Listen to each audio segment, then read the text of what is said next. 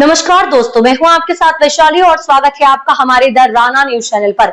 जहां हम आपके लिए लाते हैं देश दुनिया की सबसे बड़ी, सबसे ताजा और सबसे भरोसेमंद खबरें। चाहे राजनीति हो, अपराध हो, खेल हो या मनोरंजन, हर खबर तक पहुंचने के लिए जुड़े रहिए हमारे साथ। तो बिना देर किए चलिए शुरू करते हैं खबरों की ओर। कल्पना कीजिए, दिल्ली से पटना सिर्फ 4 घंटे में, वाराणसी महज कुछ घंटों की दूरी पर और 1500 किलोमीटर लंबा सफर सिर्फ 6 घंटे में पूरा।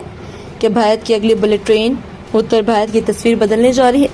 जानिए इस मेगा प्रोजेक्ट की पूरी कहानी। आप देख रहे हैं हमारा खास कार्यक्रम। आज हम बात कर रहे हैं उस महत्वाकांक्षी बुलेट ट्रेन परियोजना की जो दिल्ली से लेकर उत्तर प्रदेश, बिहार और पश्चिम बंगाल तक करोड़ों लोगों की यात्रा को पूरी तरह बदल सकती है। रेल मंत्री अश्विनी वैष्णव ने दिल्ली से सिलीगुड़ी तक नई high speed bullet train corridor की घोषणा की।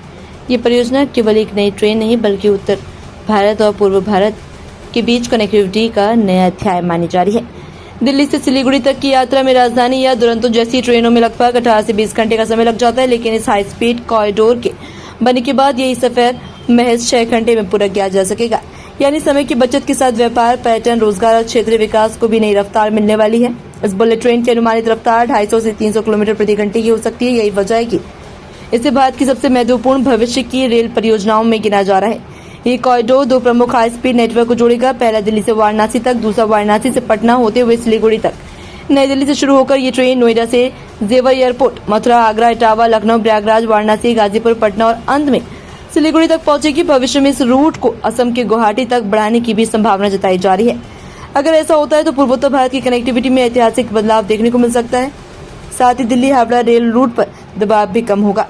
विशेषज्ञों का मानना है कि इस तरह की हाई स्पीड परियोजनाएं केवल यात्रा को तेज नहीं बनाती बल्कि उन्हें आसपास नए औद्योगिक क्षेत्र, व्यापारिक केंद्र और रोजगार के अवसर भी विकसित करती हैं। इससे न केवल रेलवे नेटवर्क मजबूत होगा बल्कि क्षेत्रीय अर्थव्यवस्था को भी नई ताकत मिलेगी। हालांकि इतनी बड़ी परियोजना को पूरा करने के समय लगेगा और जमीन अधिग्रहण, निर्माण कार्य और तकनीकी चुनौतियां भी सामने आएगी। लेकिन यदि ये योजना तय समय में पूरी होती है तो आने वाले वर्षों में करोड़ों यात्रियों के सफर का अनुभव पूरी तरह बदल सकता है।